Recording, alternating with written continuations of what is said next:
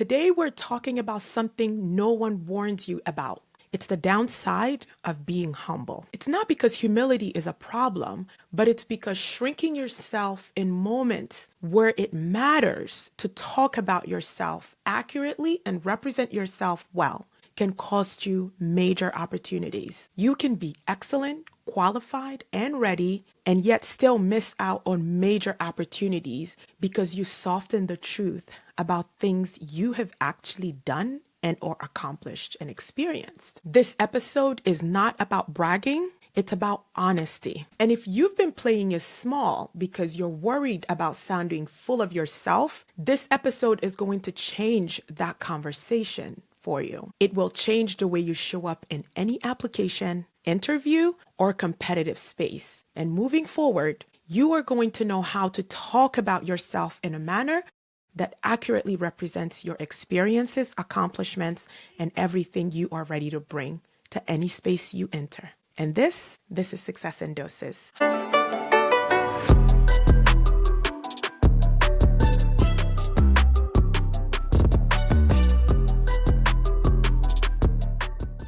Happy Monday, everybody. Thank you so much for being here. I am so excited that it is another beautiful Monday morning. I have two big announcements at the top of this episode for the first season of Success in Doses.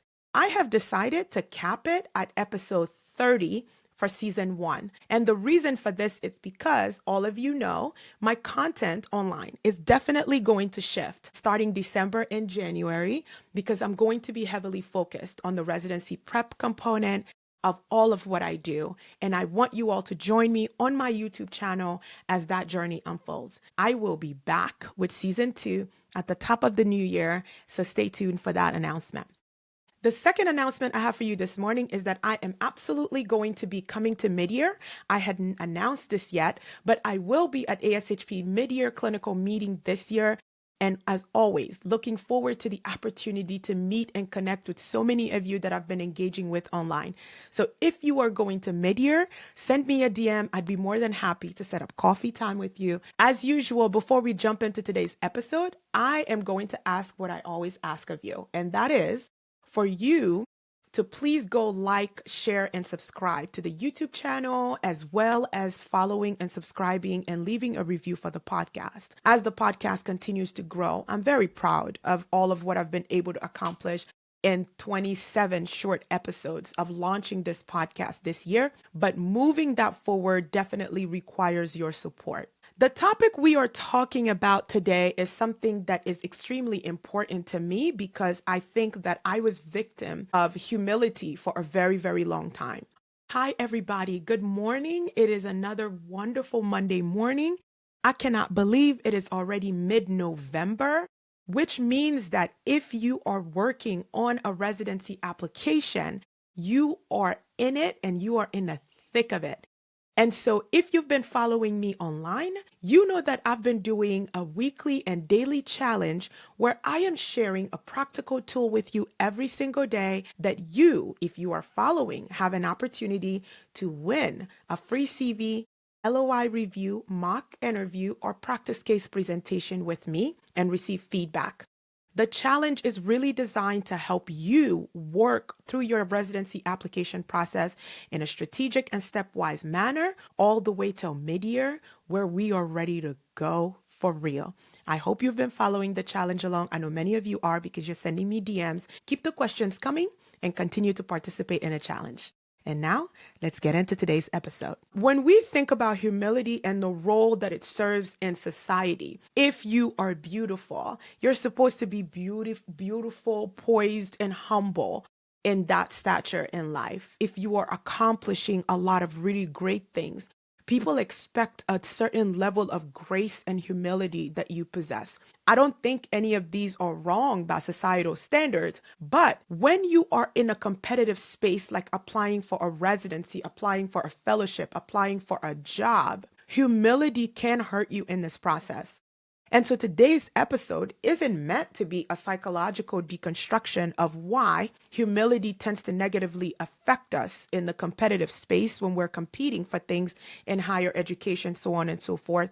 I am here today to help you understand the ways in which humility surfaces and gets in our way of really, really shining during a competitive process like residency interview.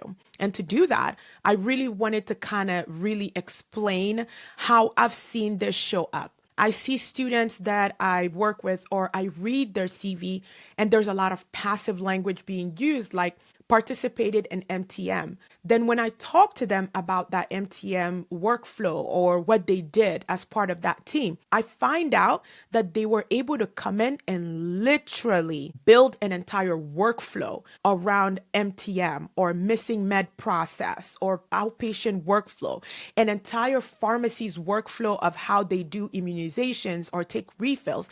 They were able to see that that process was inefficient, and they built and restructured that, and they were able to design, pitch that, implement that, and also help a particular store or organization with a sustainable process that would outlast them in that institution.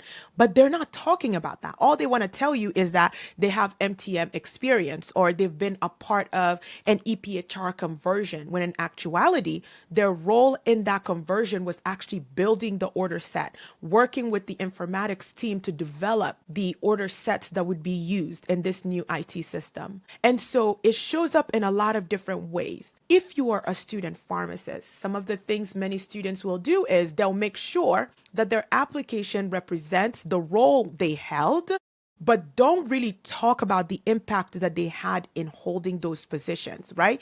Because who wants to really feel comfortable all the time saying that you were successful in helping your chapter raise dollars? And that is like 135% increase in chapter fundraising revenue than what the chapter observed the previous year. Because of how big it sounds, it may sound like, oh, I'm bragging a little, but that's what you want to do in this moment. If you are interviewing and you want to demonstrate to people that you have the collaborative and the organizational skills necessary to plan, execute, and organize an event with a targeted goal, and you were able to lead a team and exceeding expectations of that goal, not talking about that is a huge, huge disservice to you. But it's also a huge disservice to that program, because they will absolutely dismiss you for a candidate who is a little bit better at clearly articulating the impact that they've been able to have. Full stop. It really could just come down to something that simple, where on your CV, there are all these various things that they will ask you to learn a little bit more about. And all you were able to do is to keep the conversation superficial. You never really wanted to get into how you were instrumental in delivering a result and moving something forward in increasing the efficiency of a particular process. Right? These are the ways in which humility can show up and be really, really detrimental to us when we are competing or looking to kind of elevate our standards with respect to looking for a job, a promotion, so on and so forth. So I really wanted to start and level set there to make sure that it doesn't always show up like I'm awesome or I'm this and that and the third, but it shows up in really subtle ways when we are talking about what we do, how we've done things, and the impact that we've had. We tend to downplay that either because it's a natural talent for us, or we are genuinely afraid that we are going to come off full of ourselves. Because let's think about it. Who really wants a person that is self-absorbed and just really, really loves themselves to the point where they never give credit to the team that they were on? There is a way to do this, and we're going to get into that with this episode. And so in addition to how humility kind of surfaces, it's really, why does it happen? I kind of touched on this a little bit. I feel like it's a societal standard. Society expects us to be great, but to downplay that greatness. If you are good at something and people tell you, like, essentially it's almost other people's job to praise you, and it's not your job, and you shouldn't really talk about all the ways in which you are making a difference and making an impact. I'm going to say this with my whole chest, and I'm going to hope that all of you listening and watching hear me on this, because this is a lie that many millennials bought into from the generation before us. Keep your head down and just work hard because your work is going to speak for itself. If nobody's told you this before, I'm here to break it to you. Work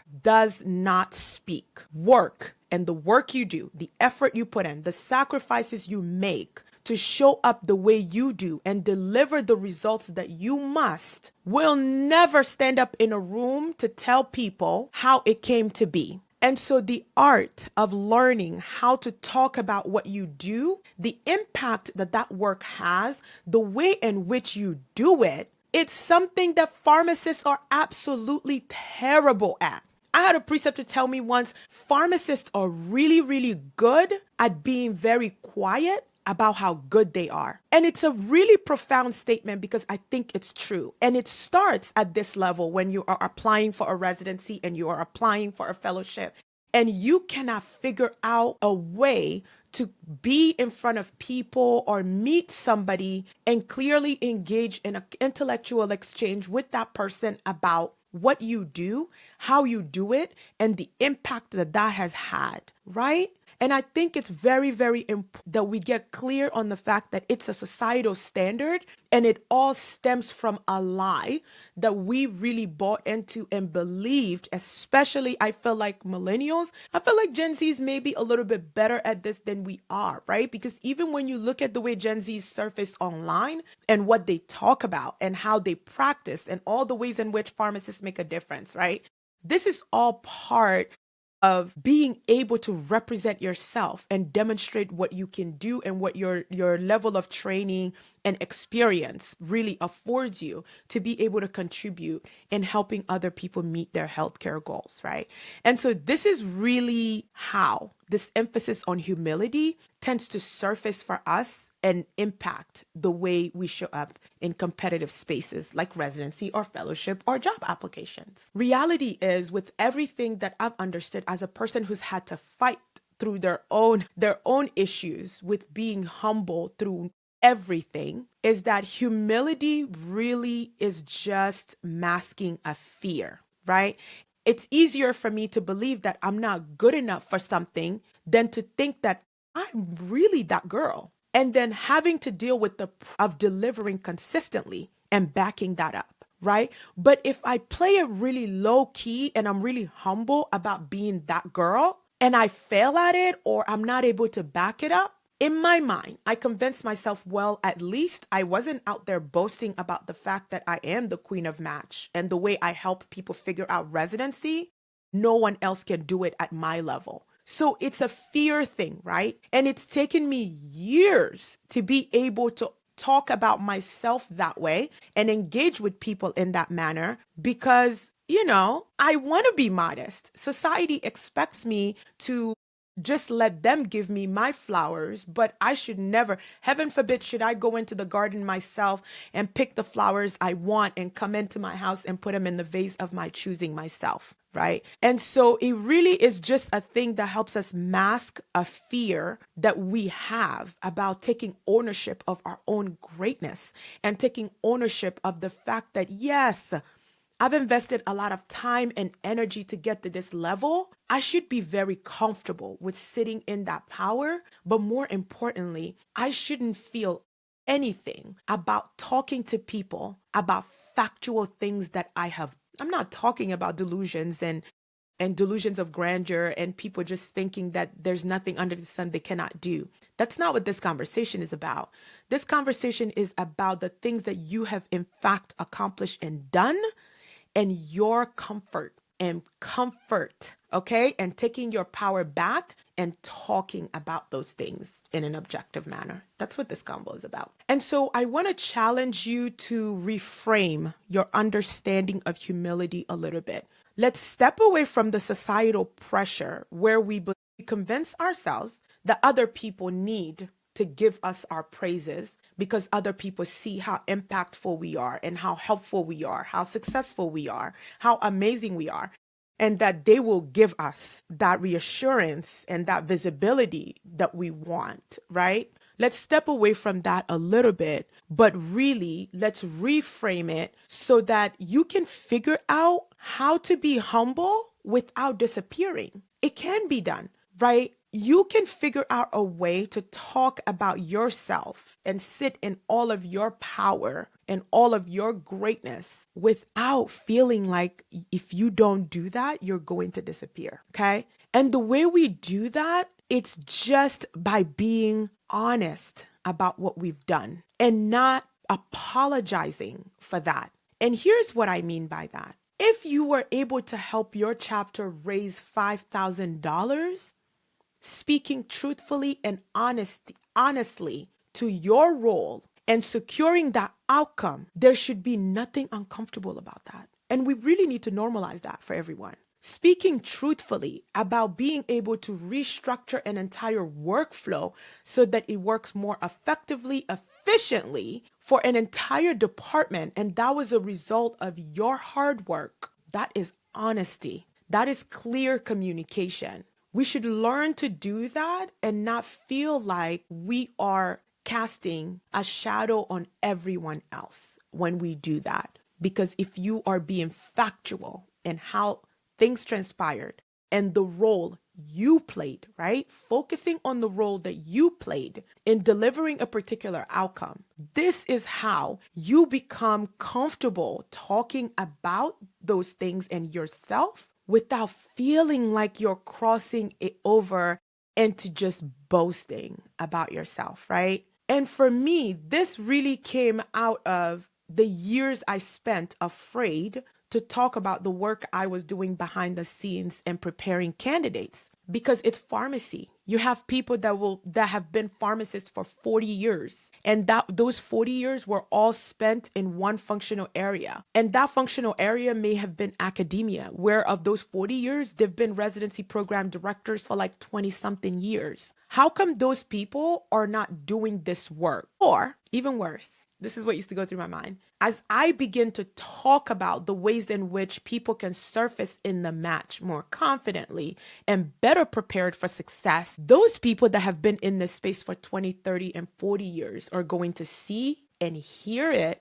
and they're going to be like, you don't know anything. Or who do you think you are to come in this space as a new pharmacist and think that you can tell everybody how this is going to go and what they should do, right? And to that question, my answer is very simple. I've been able to secure consistent results year after year after year, doing things in a very strategic and calculated manner with candidates that has delivered consistent results. That's not me being delusional. I'm delulu a lot. I have big dreams for myself. But there's no delusion in the fact that I work with candidates in a personalized manner where I get to know them, what matters to them and what is important to them, to help connect them to programs that will see them for who they are and help them match at phase 1 to those exact programs. I can confidently stand behind that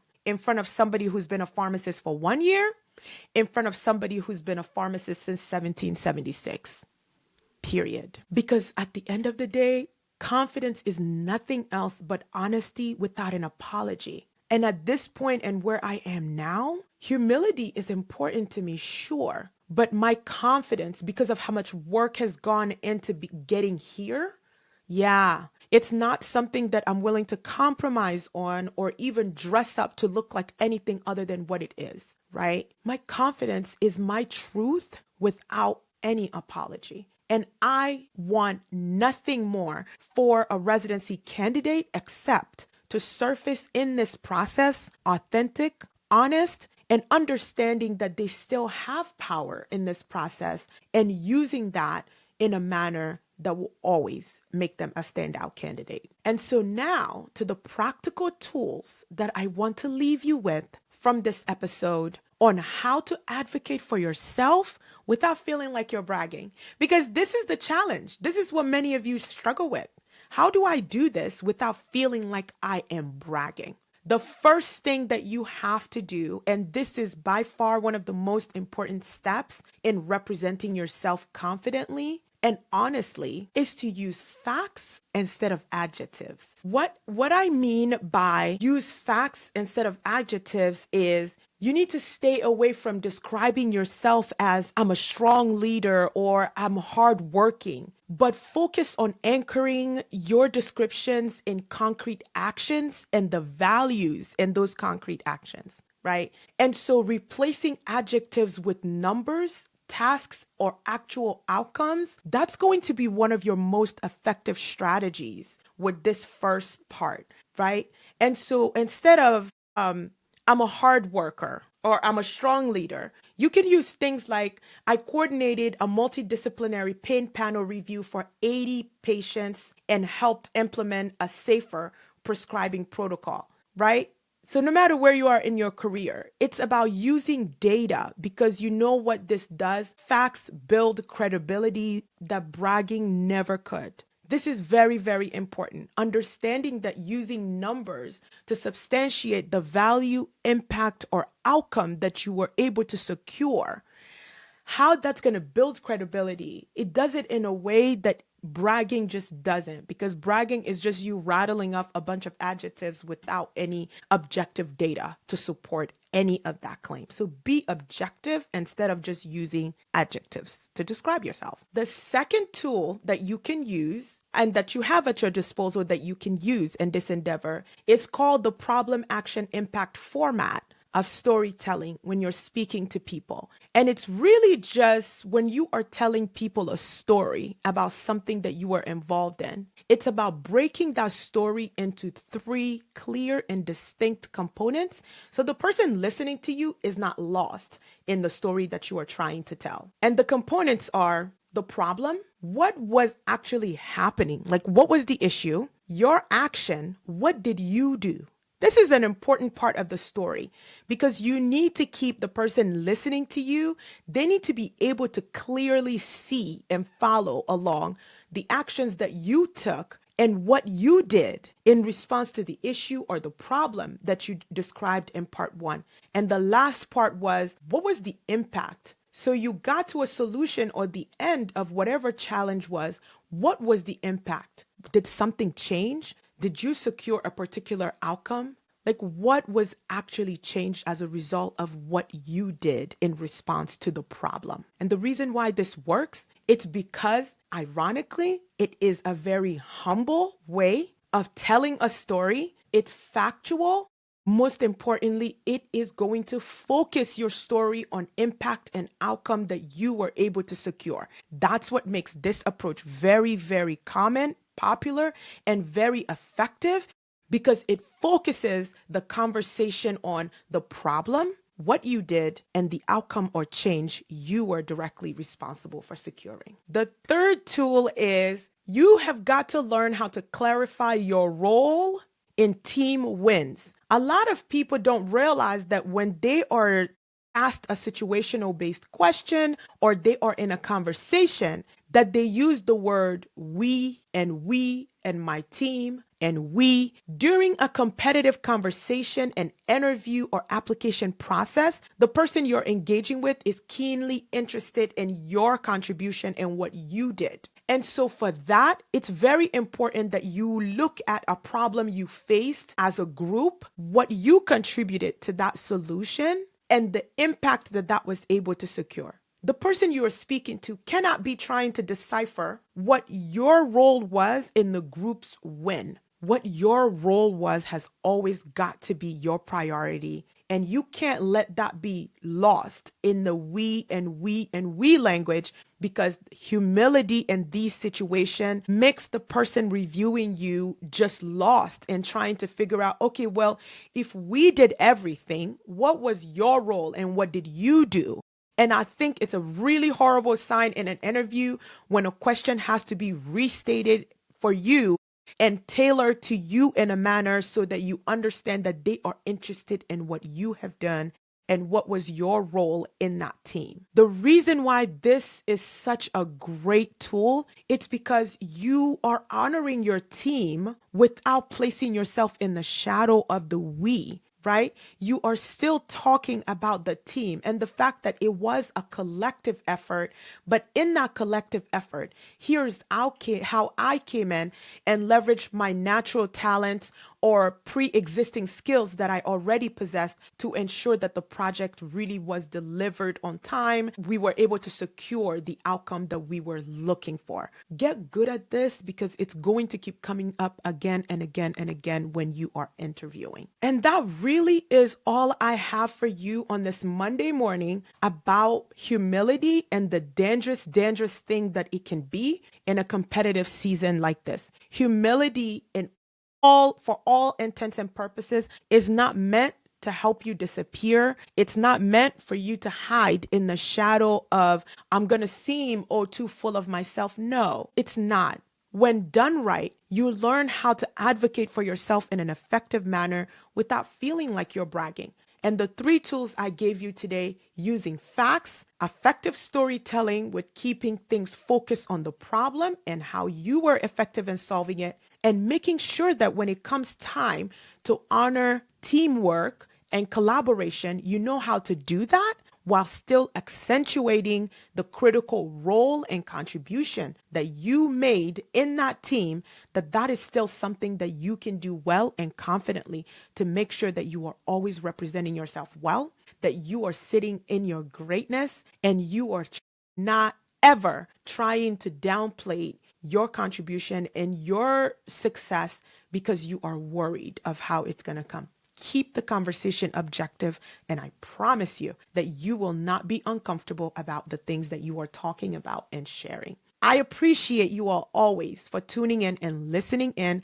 As I've shared at the top of the episode, we are on our way to episode 30 to conclude season 1 of Success in Doses. If you are a person who's been here from the beginning, you know how grateful I am that you all begin your week with me at the top of the week. And I'm not going anywhere. I'm just going to shift focus a little bit as I prepare for season 2, but also as I put more time and energy, because residency season definitely is revving up this year. And I'm always too excited to get started to work on that. As always, success is never anything that is going to happen overnight. It is incremental. It requires investing. It requires planting a seed and watering that and staying the course, one dose at a time. As always, have a wonderful week, and I will definitely talk to you again next Monday. Okay, bye.